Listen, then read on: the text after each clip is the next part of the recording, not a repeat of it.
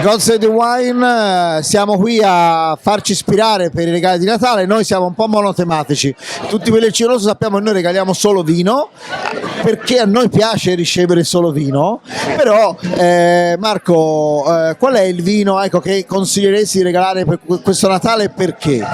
Ma allora, Natale, sempre i dolci e quant'altro, e quindi possiamo proporre il nostro passito di canaiolo.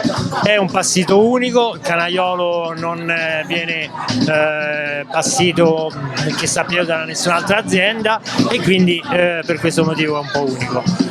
Poi, oltre a essere possibile di abbinarlo ai dolci soprattutto di cioccolata, la cosa particolare che può essere è abbinarlo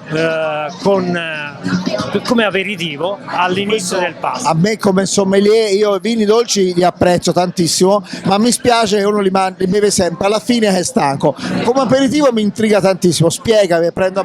Allora, io ho provato, e è stata una signora francese che me l'ha suggerito, di abbinarlo ai fegatini toscani, al crostino di fegatino, ed è veramente un abbinamento eccezionale perché l'ematico e il dolce fruttato, insomma, di questo vino si va a ben sposare con la morbidezza e il dolciastro del fegato. Direi che è un'idea perfetta, anche perché o a Natale o a Capodanno il crostino fegatino non si scappa, perlomeno in Toscana, e quindi almeno sappiamo cosa abbinarci. E l'altra domanda invece è più tecnica da enologo: come mai fra tutti i vitini hai deciso di fare il canaiolo? Il motivo va bene, nessuno lo fa, giustamente lo faccio io, ma cosa ti ha fatto scattare questa idea? No, è che il canaiolo è dopo il sangiovese, ok? Ma l'uva che mi piace più di tutti nel mio vigneto.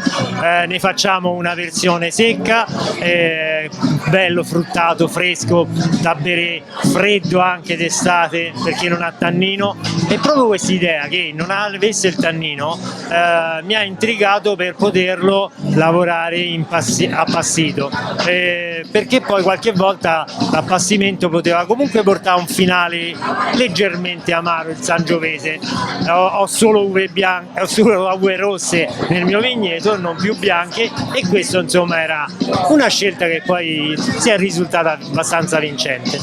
Mai convinto, canaiolo e Natale. Grazie Marco.